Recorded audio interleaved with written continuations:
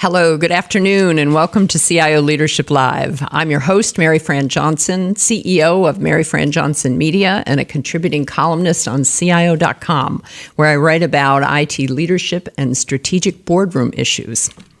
Twice a month, we produce CIO Leadership Live with the generous support of my friends here at CIO.com and also the CIO Executive Council. We're streaming live to you right now on LinkedIn and on YouTube, and we have editors watching the feed along with you and welcome your questions if you'd like to send those in for my guest today. We'll be watching for those, and I'll do my best to pass them along. I'm very pleased today to be joined by CIO Sarah Bedadam, who is the CIO of Novanta. She joined the company in 2019 as the VP of Business Applications, moving on up to the global CIO role in January of 2021. Headquartered in Boston, Novanta is an $800 million global supplier of laser photonics, precision motion control, and vision technologies for the OEM, original equipment manufacturer industry in advanced manufacturing, industrial, and healthcare. The company employs more than 2,700 worldwide, about a quarter of those being engineers, and about 60% of its revenue actually comes from outside the U.S. As the CIO, Sarah is charged with the strategic direction, the leadership, and implementation of the company's digital transformation initiatives. And she's like many lucky CIOs out there, she is juggling several of those digital transformation initiatives at one time. Before she joined the company, Sarah was a director and head of IT, portfolio, and program management at Splunk, which is a security solutions provider. And before that, she ran IT, portfolio, and program management for QIAGEN, which is a life sciences and bioinformatics company. Sarah, thank you for joining me today. It's delightful to have you here. Thank you so much. Thank you for having me. In person in our office here in Needham, Massachusetts. And in fact, you are usually headquartered yourself out in San Francisco, but you're here in the Boston area for an offsite. Tell us about that. What are you all doing? So again, thank you so much. I'm very excited to be here. I am based in Bay Area, but our headquarters for Novanta is in Boston. And I was here because I was running a global IT leadership offsite with my team here. So my entire team flew in. So this was exciting because we did our offsite for the last 2 years on Zoom. Of course. And so we were excited to be in person. It's so different, isn't it? It is very different. And team was excited to see each other in person. And we ran a 2-day offsite. We started strategically thinking about our 3-year initiatives based on our business capability and how do we align to the Novanta company vision in order to enable growth. Yes. Well, and as we hear so much from all the CIOs that we have on the show and the ones I talk to, technology has become such a cornerstone of everything that companies are able to do today. Let's start out. Tell us more about Novanta's business focus and the customer base. You have more than 3,000 of these OEM manufacturers. Tell us more about, it's a very technical industry, that part of the industry that you're in. It definitely is. So Novanta is a technology-based company. We have we are participating in, as you mentioned, over 3,000 OEM, and we are enabling their business applications. So we are focused in terms of the from the business application point of view in 3D printing, in industrial robotics, in DNA sequencing, and so on. So it's definitely our R&D team members are very much into the design and doing the foundational application for the OEM businesses that we provide service to. Well, and you yourself are a very accomplished engineer. You're. Should I be calling you Dr. Sarah? Because you're. I did get my PhD in Yeah. engineering management and system engineering. Interesting. Tell me about the business model and what parts of it are moving toward this digital transformation, the various efforts you have underway. In the past 2 years, talk about how that has changed and what you have done with the focus of it.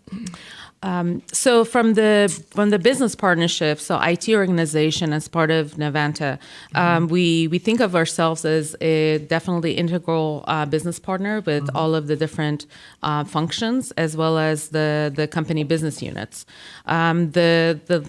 It's been pivotal since the pandemic that we were in person. Yes. Type of company. So we actually had to pivot to remote base because it was a lot of unknown during the pandemic. For that, my team worked very, very hard for the 2 weeks in order to pivot us from being completely on site. Yeah, you said it was more than 90% you were on site. It was 90% from the professional standpoint, and then we certainly have our product lines that we continue to produce that being on site. But from the non-production members, we went completely remote, and my infrastructure and security teams really shined at that time, which was very. I was very happy to see them completely directly, being integral part of this pivot. Yeah. Because most often infrastructure, it's not really in a front. People take it for granted. As long as your network works, no one, understands how it's working. So the team worked tirelessly for 2 weeks in order to accomplish that. And I have to say, I'm very proud of that and very proud of all of the Novanta team members as well, because we did not miss a beat. And it was very, very smooth. And we continue having hybrid. Well, and we talk a lot these days about future of work. And in a lot of ways, I feel like we've all been living and designing and architecting our future of work as we go along over these last 2 years. And you had mentioned, in fact, you'd mentioned that your human resources has come up with, I think, what is going to become a somewhat standard model going forward, where you have remote workers, hybrid workers, and in office. Correct. How is that working so far? So I think it's working really well because we certainly, during the Great Resignation that, most company went through, certainly Novanta did not go through that. So, and in particular, my team, I could certainly speak to that, I know that a lot of peers and colleagues always mention that, but we did not, and I did not experience that in my function. Well, and I know we're going to talk a little bit more about that, about servant leadership and just the whole attitude toward how you manage and work with people that I'm sure helps with that a lot. But before we get into that, I wanted to tell us a little bit more about the size and scope of your IT organization. Sure. So we are, Novanta is a global company, and I also have a global team. So the team is distributed in 5 different countries. So we have a follow the sun, type of around follow the sun service. So the clock is always on, isn't it? The clock it never goes off. Yeah, and sorry. So my team is divided in terms of the within the function. We have architecture team that it's really looking at enterprise level applications and ecosystem, and how do we make sure that we are keeping up with emerging technologies, and how do we pivot the organization to more digital innovations that they come through. And then I have have cybersecurity team, which really focuses on the cyber and how do we make sure that we're protecting Novanta. I have BI team, which is business intelligence and reporting. And that's the kind of cornerstone of making sure that we have one source of truth for Novanta reporting. Yes. And really making sure that we are giving that access and visibility to our business partners to make sure that they are making data-driven decisions. Got it. And then I have obviously application teams and that they manage all the internal applications. Yeah. Well, excellent. Let's pivot over to talk a little bit about the business priorities and the strategic technology priorities. Has anything shifted further up your list over the last 2 years? Because you've been with the company since 2019 and been dealing with the pandemic years and all that, but there is often a significant amount of change that has happened with companies, and your company has done very well financially. You've had 2 really good years, and I'm sure technology played a big role in that. But talk about what are the things that are more important to you now today as the CIO versus 2 years ago? That's a very good question. So I think the pandemic kind of pivoted and made sure that the IT organizations are more visible from the technology decisions that we're making. Yeah. And going digital and having more collaborative environment and platform to make sure that not only we are serving our customers, but also serving our employees. Yeah. So that employee experience is also important, as well as the customer experience that we focus on. So most of the focus, it was kind of foundational in 2019, but it became even higher priority to make sure that we're creating a digital platform for our customers to interact. So they don't need a human interaction as much as we could, during the time that the human interaction may not be possible, that they still are able to get the information they need. Yeah. And we are able to serve our customers and also serve our employees because they also are in a remote situation and hybrid, and we want to make sure that we're providing that. So digital collaboration and finding innovation in order to deliver that capabilities for our engineers to collaborate together using some digital design capabilities, for our employees to collaborate together, and for our customers to get information as much as, as fast as they can. Well, I know when we talked previously, one of the digital transformation areas that you're focused on is in ERP systems. Yes. And you have quite a few of them. You have 16 different ERP systems. How did that come about, and what is that process like right now? How far along in the journey of rationalizing all of those are you?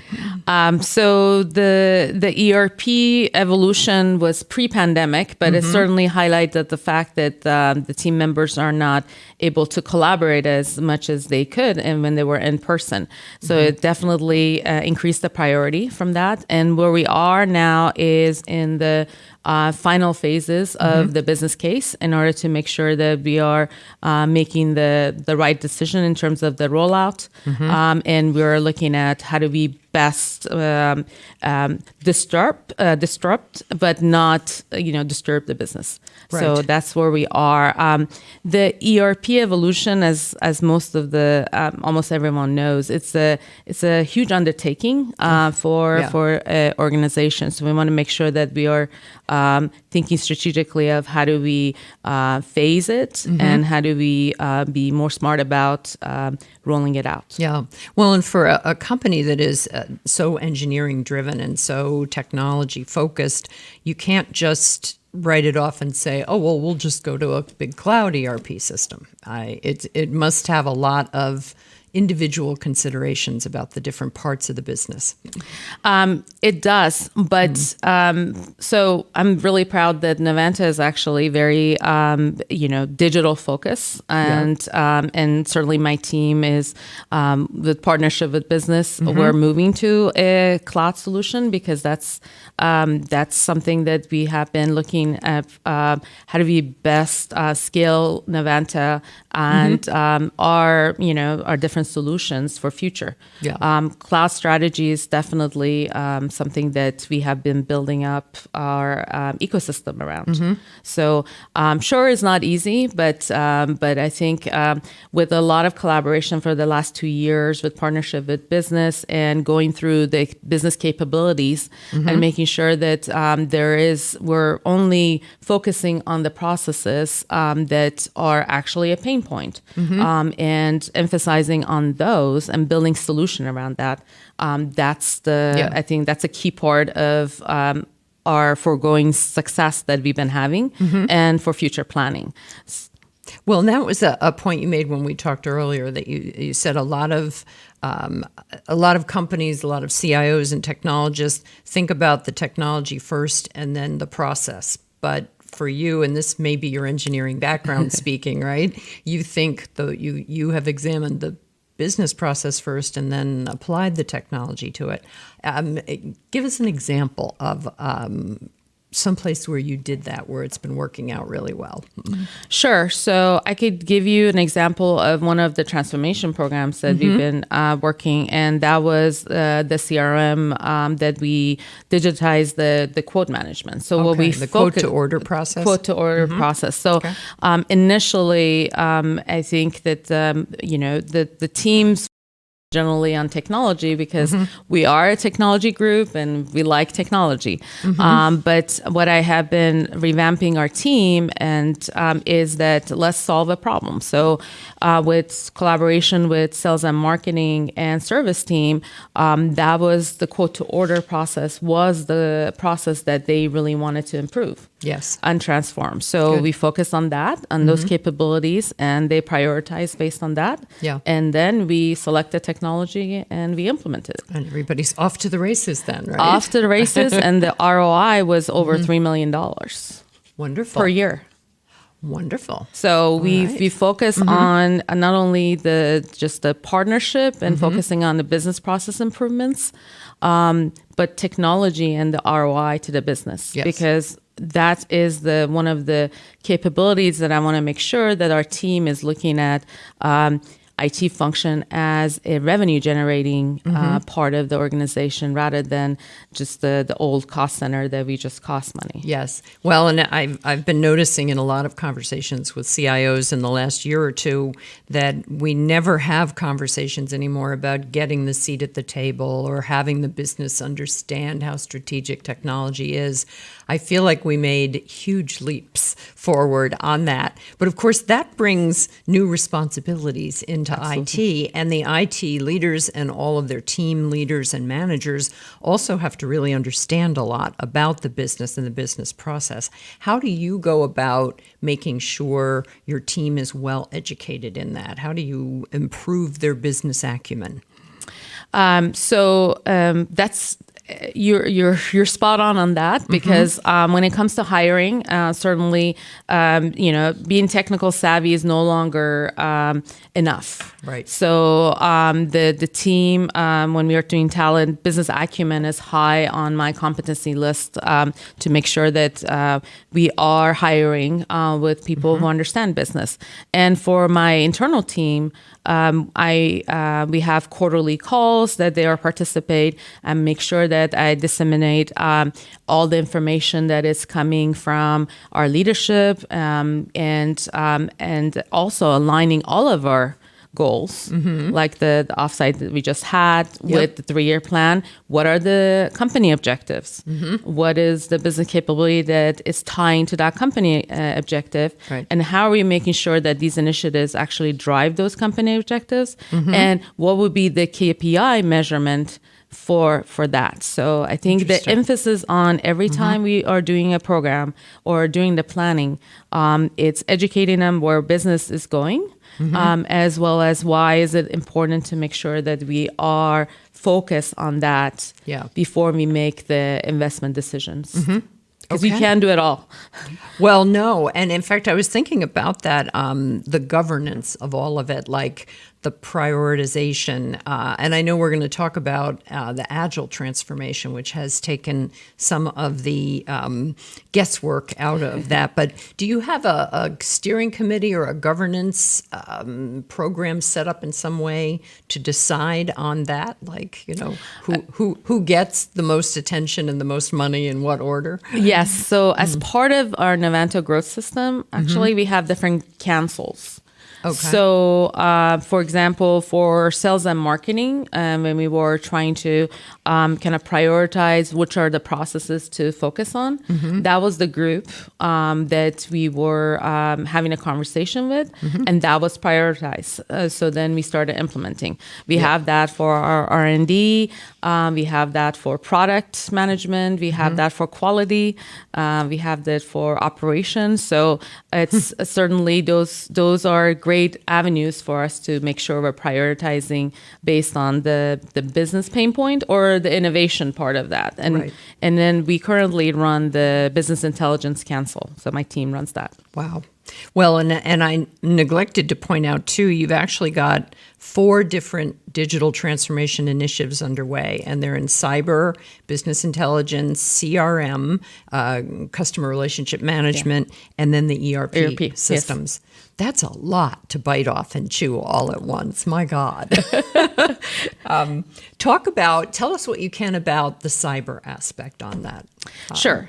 So, I mean, I don't think I have to elaborate of, all the cyber attacks and all the... How important it is. But your CEO is very closely partnered with you on the cyber efforts. He is very, very supportive. We actually do blogs with internally. And that has been helpful because most of the time, and even in my previous experience, most people think of cyber. It's either IT or security program, and it's not a company program. Right. But with the help of our CEO, it's been brought into attention that it's all of us that we come together to make sure we're protecting Novanta. So he's been really supportive and helpful when we're doing the blog, especially when we do that twice a year. So that raised the awareness. And then we also do phishing campaigns on a regular basis. And we do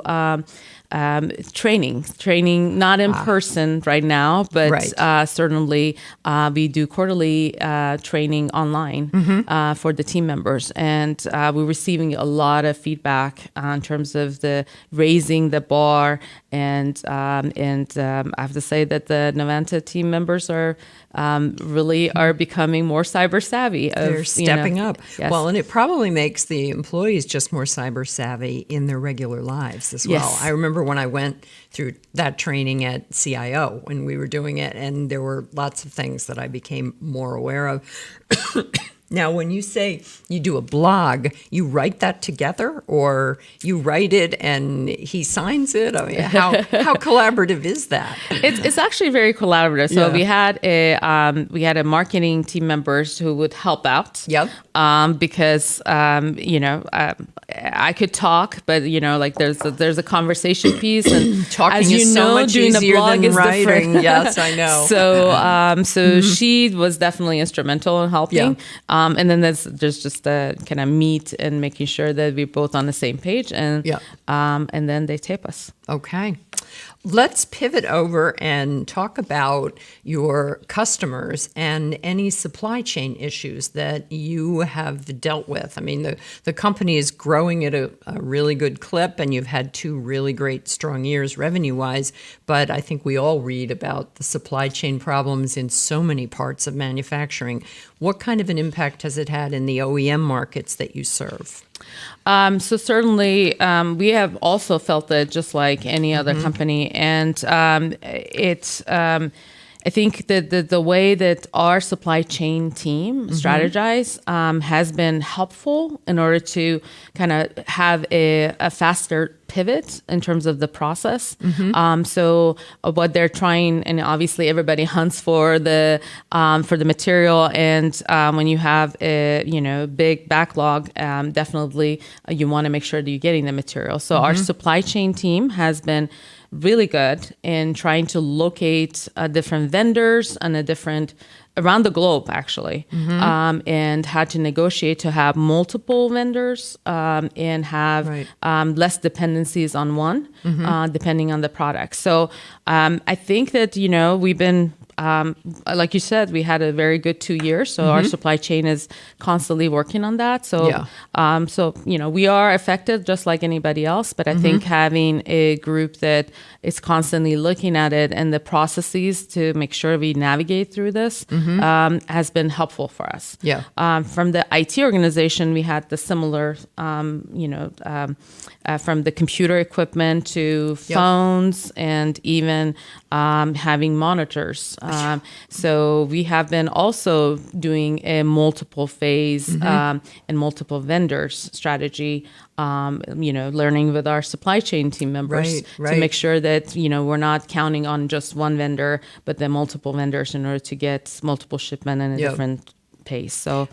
Well, I think for years, IT leaders have known that they are at the kind of the eye of the storm when it comes to change management. Yes. But I think over the last 2 years, especially, it's a combination of change management and crisis management that suddenly, I imagine it kind of gets everybody's blood up a little bit more, I mean, it's kind of exciting to feel not only are you appreciated, but what would the company do without you? That sort of thing. This is why there's no more talk about seat at the table. It's so obvious now. It truly is. I mean, it was beneficial, like talking to my friends and peers. It's no longer a conversation. We are there. Yeah. So and now we are there. We need to make sure that we are following through and being accountable and responsible and making sure that we don't lose the seat. Right. Well, exactly. Because once it's more now about what you do with the seat once you have it, right? Yes. We had mentioned when we were talking about earlier, when you arrived at Novanta, and you were realigning IT to pivot to more of a revenue generating organization. And whenever I see the words revenue generating, I sit right up and I say, tell me more about that, because that's the very opposite of IT being seen as a cost center. So talk about that a little bit, how you have partnered with the business, how this has actually turned IT into part of the revenue generating machine for Novanta. Sure. So I had also experienced that at my previous organization as well, but in particular in Novanta, we moved to a more value-based, providing value for the business. I could use the CRM and ERP example as we're going through the different business cases. We partnered with our finance team in order to actually calculate if we do this program, what will be the ROI in an annual base for the company, and how much this technology will drive that. So we make sure that there's a percentage of it of how technology is driving that ROI for the business. Okay. It's not easy, and it's not perhaps, sometimes it could be a little bit subjective. I was thinking that it's not just a natural kind of instinctive gut feel sort of thing. It's not, and it takes a lot of practice, and you could be wrong. But the fact that, you have the team also look into it, and with the partnership with business, they're also looking into it. Those numbers might shift. Maybe that was, especially if you don't have a baseline. Yeah. But that's okay. But then there's just the thought process that the next project that comes along, that you are thinking those. in the same line. And so then it gets better because by practice, you get better Yes. in understanding how much technology is bringing to the picture from the overall company. Right. Well, we have a question from our alert watching audience here. Perfect. And it's related to what we were just talking about. How did Novanta measure the business happiness score during the pandemic times? And is that an official number, a business happiness score? I like that. I like it too. We I don't did know not that have a I've- business happiness score, but what we call pulse survey. Yeah. So I've heard of NPS too, Net Promoter Score. That Correct. tends to be a digital satisfaction score for customers. But So- I kind of like that title. I know. So maybe we business adopt we're it. I know, exactly. We'll consider that in the public domain now. So how did you measure? So we definitely have surveys that would come out, and our HR partners were really good at sending those.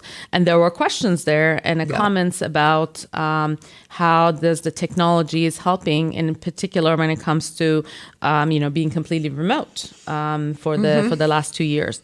And surprisingly, we actually got a lot of the happiness score was high, and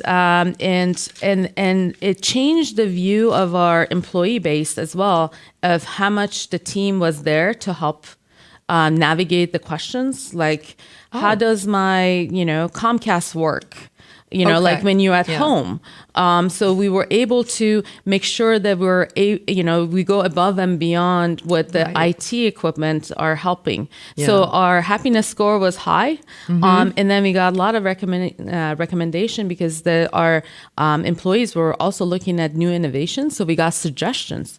And then we started all right. researching those, and we implemented some of them because they were not only, they're secure and we want to make sure, but which I really liked because Yes. we're getting now employee-based looking at different technology solutions and Right. helping us navigate through the innovation. Yeah. Well, and that's tremendous too when they're not just saying, oh, here's a technology I'd like and I think I can use it on my project. They're more talking about here's what I'm trying to do in my project. That's essentially a chance to co-innovate, I guess. Yes.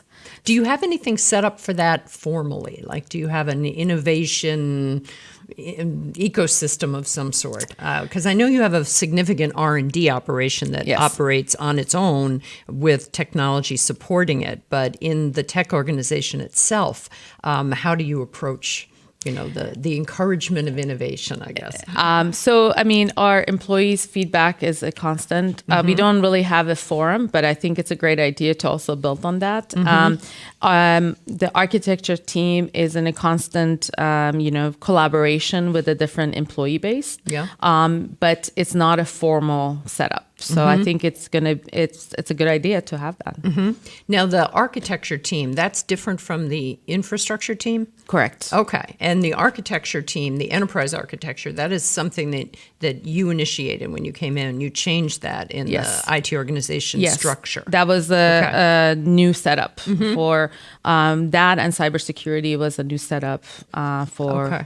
and BI actually Yeah. was a new setup. So originally, application infrastructure were the setup main divisions. in IT. Yes. Okay, excellent. Let me see, talent retention, talent acquisition. As you mentioned, you didn't suffer through the Great Resignation. You have kind of the normal amount of attrition going on.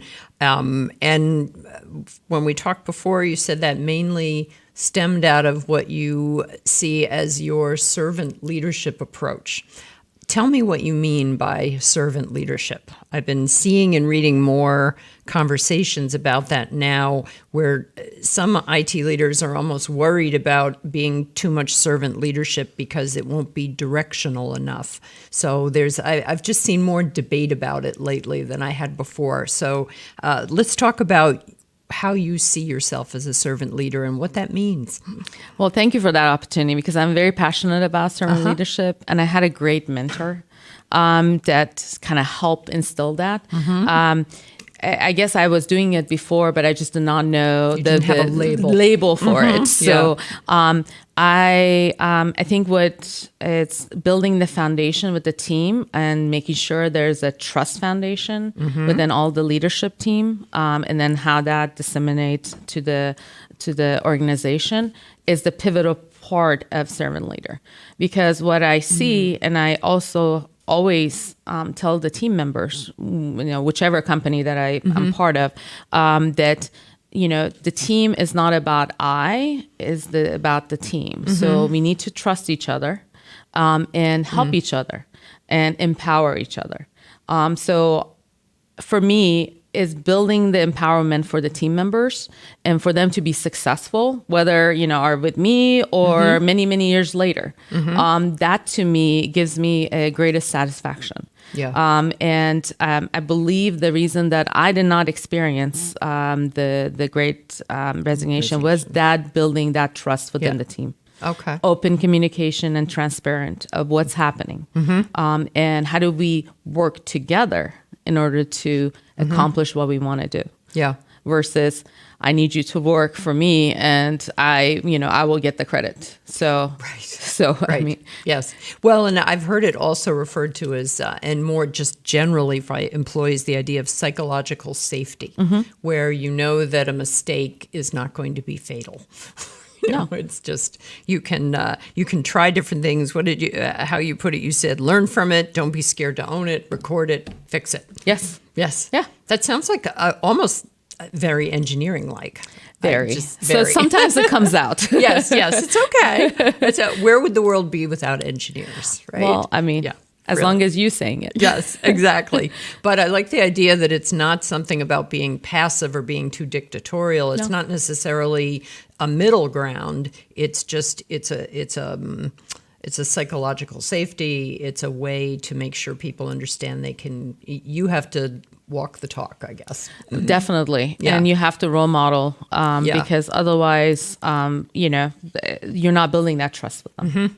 Well, and this is a good pivot point when we talk about building trust to talk about Agile. Yes. I've had so many CIOs have said to me, it's not about doing Agile. Agile's not necessarily specific technologies. It's about being Agile. And the being Agile often comes from greater understanding this connection that we get on the teams of business and IT people working together.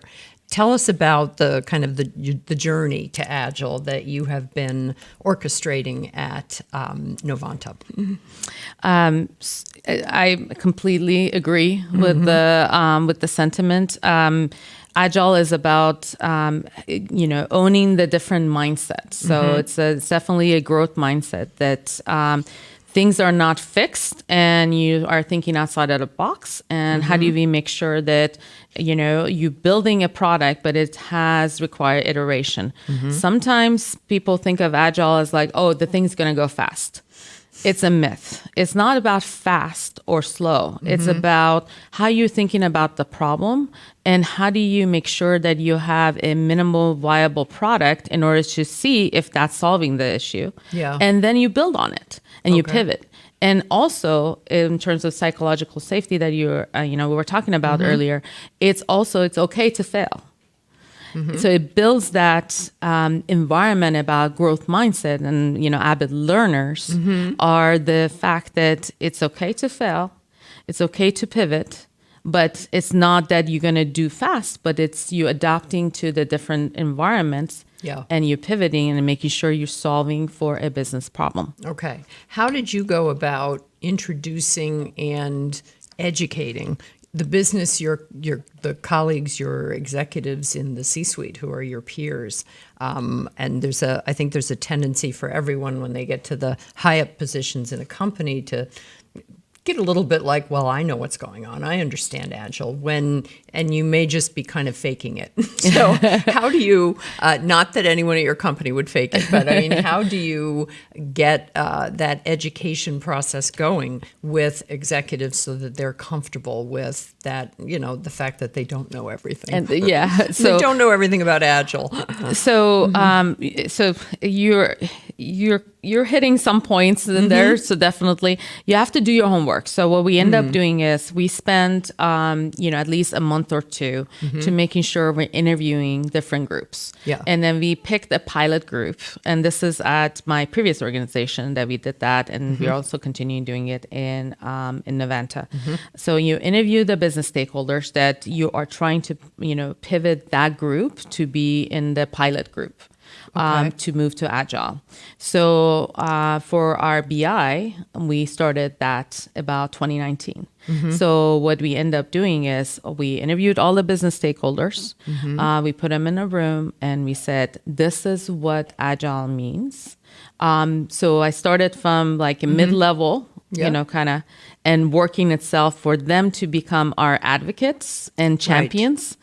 And so then you bring the middle management to the higher management. Yeah. And it's not that Sarah is saying it or IT is saying it, but they experienced it. So it was leading by example. And I found it really instrumental in changing their mind to see like how Agile actually is supposed to work. Another way that I also done it in previous organization is you bring in coaches. So you have coaches interview your C-suite. Yes. These are Agile coaches. There are many of them that are very good at what they do, and they're specialized in that. By them interviewing and getting the feedback and formulating a plan, it also helps. So it's not within the company, but you actually bring an expert to have that conversation and get their feedback and put on the plan. So that's also successful. Well, and that has to help too, bringing the outside voice in, because there's an enormous amount of change management under Agile methodologies of all kind. As you pointed out, the business people might be they might be nodding their way through everything, but then saying, okay, well, where's my 10-page document with all my business requirements? And we don't do that in Agile anymore. Is that correct? Yes. So I have to say that earlier in my career, we failed. So we failed because, and it's okay to fail. I mean, this is the kind of learning. Learn it, fix it. Fix it, right? Yeah. And record it, learn it, and, and so we failed because we did not do a proper training and education of our business stakeholders. Yeah. And that was a good lesson learned because, IT department, all were, everybody knew everything that they needed to do, but we did not do the same level of communication and training to our business users. Yep. But we learned that. Yes. I've actually heard similar stories when a company is moving to new ERP systems, especially one of the big vendors like Oracle or SAP, and they do a lot of training at the executive level and the middle management level, but then maybe figure, okay, we're full speed ahead. And I've talked with a couple of CIOs I've said, what would you do differently this time? And they've often said they would have spent 6 more months training and going further and further down in the organization. I agree with that. Yeah. Yeah. How are you've got those 4 pretty enormous transformation balls in the air right now. I think we mentioned the 16 ERP systems, the BI, the CRM, and the cyber. How do you allocate all of that motion going on? That's all transformation and a lot of change management under that. So I have a great team. I mean, I can't do it alone, but we also have definitely a partnership with the business users because, so, I mean, we are a very fast-paced company. We also a very, technology-oriented company. So, so my team is able to go faster or go to the speed and make sure that we're implementing things. It's because our employees are also interested to accomplish these things. And we have the leadership across the board really wanting us to make changes. And so we have that support helps. Obviously, we still have to prioritize within these big, huge programs. So these are not a 1-year journey. So BI is on a 3rd year. Cybersecurity is on the 2nd year journey. So those are journeys. So like we have subset of, programs within those transformational portfolios, I would say. So we prioritize based on that and based on and we're adaptable based on the business changes, and then we implement. So they're not all happen at, the same It's speed. not a big bang. No, it's not. It's not. It's a lot of little big bangs, essentially. Yes. Now, I keep thinking maybe I haven't asked enough about the BI, the business intelligence aspects of it. Is this essentially your enterprise data strategy? Yes. Is that another way to call that? Yes. And you are building a center of excellence for that. Correct. And what does that mean these days to build a COE around BI? Since we have multitude of sources of data that it's come from a multitude of the internal systems Especially that we in have. manufacturing environments and Right. yeah. We assembled a team. So we started building the foundational layer, which was figuring out the technology that we wanted to store all the data. Okay. And how do we make sure this technology is the scalable solution for our company as we're growing, and we grow organically and through acquisitions. So how do we make sure we pick the right technology in order to build that? So, Right. and also building a team to build that. So we have data modelers, and we ingest all of this into the data lake strategy that we have. And then from the modeling perspective, we are understanding more and more about master data management. So that team is, you could make all the strategies about data until you actually look at the data. So that team is also strategizing to have business or data owners across the business. So that's BI Council that I was mentioning. Right. They also talk about data mapping and data stewardship as part of that. So it's not just flat out reporting. So that center of excellence does talk about data stewardship within the business, because IT does not own the data. IT is helping with displaying the data, but we really need that partnership with the different groups in order to make sure we're navigating through the master data management. Okay. And then there is the modeling setup, and then we wanted to make sure that we are creating these I would say these areas for our business users not to rely on IT creating a report, but it's more self-service. Right. So that's what the mission of the Center of Excellence for BI is. Well, and I was thinking it's interesting, back in my editing days at Computer World and even at CIO Magazine, we all often thought of CIOs and IT leaders as stewards of the data. And there was a time when IT wanted to own all the data and guard it and protect it and take care of it. And it's such a flip side now, where we want the data in the hands of the business users and understanding what they need to be doing about it. Yeah, I think it's a better way this way. It's better. There's not one throat to choke on it, right? If things go wrong. But IT does not understand the data, so they should rely on business. And in the CRM area, that's a big part. It encompasses your sales and marketing, your product management, and the digital customer experience. We talked about that a little bit. Can you give me an example of something that has changed from your customer experienced standpoint over the last 2 years? Something that, all your customers would have seen a big change in what you were doing. Sure. I mean, the easiest example that it's customer facing is we have one quote management. The quote to order. Yeah. And so they see a quote with the streamlined TNCs. Yeah. It clearly shows what they're buying. Previous to that, we had different business units that were using Excel sheets. They were using PowerPoint to create the quotes. So, so it's now they could see a professional quote template that is streamlined across the business. And so I think that's like the most biggest evolution. Okay. We've got another question from great. our alert listening audience.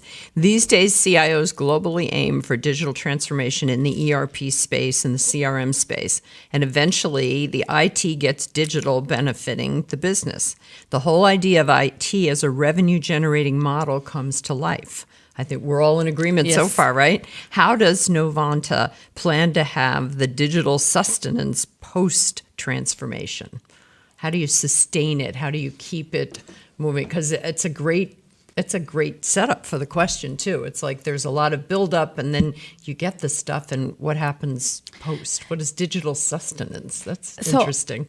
Another great phrase we're going to adopt. Right? That's a very, very great question. And because we're in the middle of transformation, it's very thought-provoking, and I appreciate that. But I don't feel like we will ever be done. That's the problem with digital transformation, isn't it? You can't stop. You can't, so maybe that's kind of itself needs some self-reflection in terms of where is this, when does this stop? But I'm not foreseeing it ever stopping. That's the danger, I think, in calling it a journey. Yeah. All the time, I'm always joking with people about it, and I'm saying, sometimes you get car sick on the journey, and you're like, when are we going to get there? And CEOs especially are going to be guilty of that, aren't they? Aren't they going to say, come on, when does the journey end? But you hear the term boil the ocean. You don't want to boil the ocean either. So that's right. So how do you make sure that the business is coming along with the digital transformation? Yes. And going through the change management, because every change, it's never that easy for understanding. As much as the people aspect is the biggest part of the transformation. Yes. So, and we often forget that. We think, process is important, technology is important, but the most important part of the transformation is the people. Board. People are the most important part of it. So, great question. I certainly will reflect, but I don't see it, ever done. Yes, it is very. It does stop you in your tracks to kind of think about, when all the transformation activity stops. I remember years ago, one of our reporters asking the CIO at General Motors about, you're 6 years into this transformation program. When are you done? And he just burst out laughing. And he said, the minute you're done, you're dead, because you can't ever stop transforming. So it's a wonder more CIOs are not more exhausted. Isn't it? We just need more vacation. Definitely need more vacation. And since we're thinking ahead to the future, emerging tech trends that are of greater interest to you, we haven't mentioned artificial intelligence, AI, and machine learning often comes up when we start talking about data. But that's probably further down the road with what you're doing. But blockchain, cryptocurrency, are there any of them that you watch with special interest these days? Definitely more blockchain than cryptocurrency. Although cryptocurrency is more on a personal level, I find that fascinating, because I actually did a paper during my undergrad around cryptocurrency. Yeah, you had mentioned that. And digital wallet. You were writing about digital wallets in your ivory tower. 20 years ago. 20 years ago. Yes. Wow. And I thought it was, so it was based on the fuzzy logic. It's a mathematical statistical model. And when I was reading it to my parents and, personal friends, they thought that, it's a sci-fi movie that, This was before smartphones. Yes. This maybe even was before cell phones. We still had probably not smartphones. We had Blackberries. Yes, we had the wonderful Blackberries. Yes. We had phones that were still phones. Phones, yes. Certainly not mini computers. Mini supercomputers in our hands. So that has more personal interest, but for us, from the Novanta perspective and my team, we're looking at smart factories. So how do we go more sustainable? We have sustainable initiatives within our organization to make sure that are really looking at our data centers in terms of the heating and cooling, the power usage, as well as the manufacturing going more paperless. So how does the smart factory work? So we are looking at that innovation for our next step in our transformation journey. Yes, I know, and I can't get anybody to stop the journey car and get out and say, "Here we go, we've arrived." We were talking about that too, about how innovation is either a little I or a big I, and when you think about paperless, that sounds so 20th century, doesn't it? We talked about paperless offices back, I'm thinking in the 90s, maybe even in the 80s. But it didn't happen. No. And was more paper than ever before. And now I get all aggravated if I have something on my cell phone and I want to print it out and I can't connect to my printer. So, you said it's the people connection, right? It's not that the technology couldn't do it. It's just maybe we're not ready for a paperless office yet. Slowly. Slowly we're getting there. Let's, I should check and see if there are any more questions from our Those are really good questions. And watch it. Haven't they been excellent? I often say that we do have another question. Great. Here we go. Let me see no, that's the question that we actually answered. And good. So as we wrap up here, talk a little bit about what the pandemic and this is your first global CIO job, and what has the pandemic changed in you as a leader? When you think back to 2018, 2019, the salad days when you weren't the top global CIO, what has this taught you or changed in you as a leader? It's a very good question. I certainly feel that, the servant leadership, it's certainly a pivotal point as part of my leadership philosophy.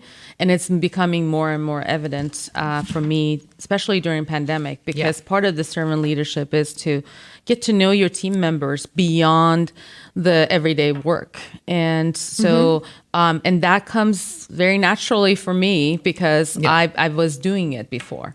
So I see it more and more being important, and also really coaching the team members to do that with their team members and do a lot more skip levels to make sure that you're connected. Because when you're office, it's a different, you always feel more connected and a sense of belonging. You don't have to intentionally drop by and see someone unless you have something you need to talk to them about. But I'm making it intentional now because I can also travel to our other sites.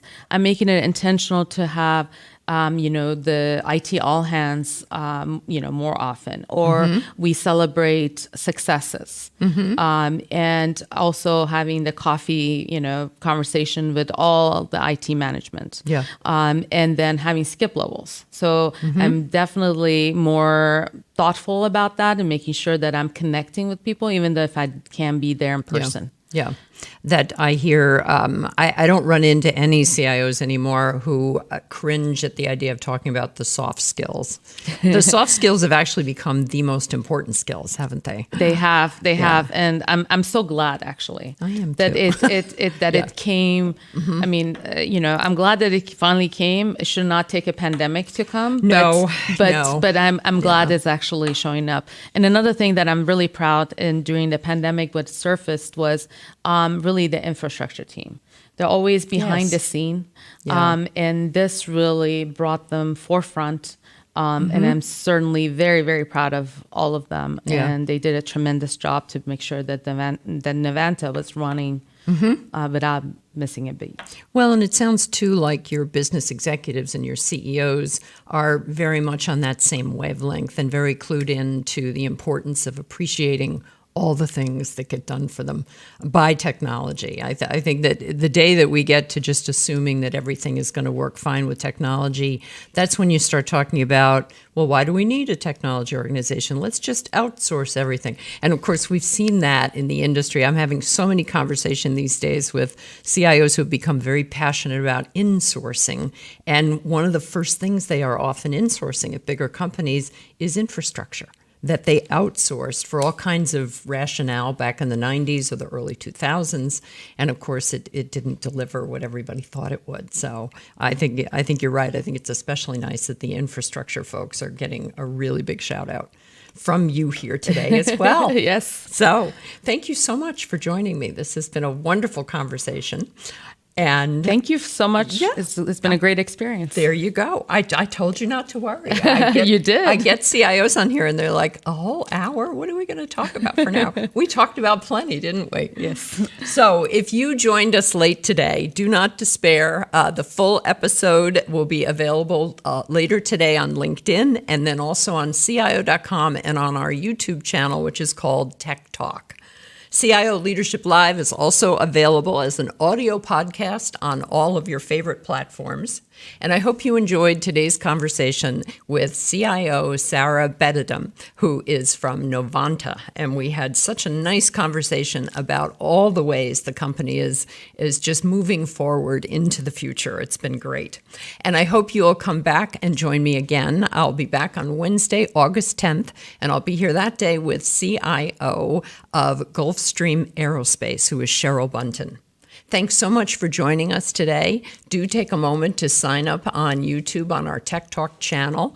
And if you feel like binging your way through all of the previous Leadership Live shows, they are all there for your viewing pleasure. Thanks so much, and we'll see you here again next time. Take care.